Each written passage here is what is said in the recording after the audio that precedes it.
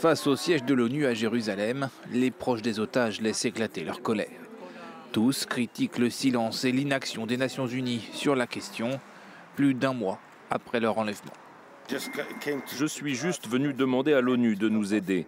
Mon enfant est là-bas depuis 38 jours et il y a 238 autres personnes.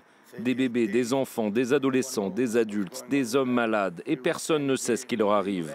Nous nous tenons ici près de l'ONU. C'est une organisation humanitaire, mais elle ne fait rien pour nous. Le silence de l'ONU sur la question des enfants otages est une trahison des valeurs mêmes qu'elle prétend défendre. Pour l'heure, seules 4 femmes ont été libérées par le Hamas et une soldate a été sauvée lors d'une opération militaire.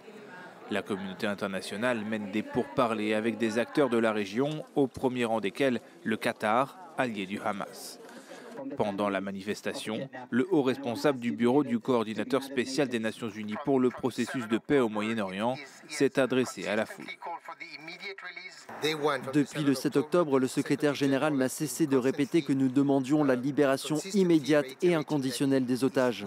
Je leur ai rappelé aussi que le secrétaire général a déjà rencontré les familles des otages et qu'il s'est engagé à faire tout ce qui est en son pouvoir pour obtenir leur libération.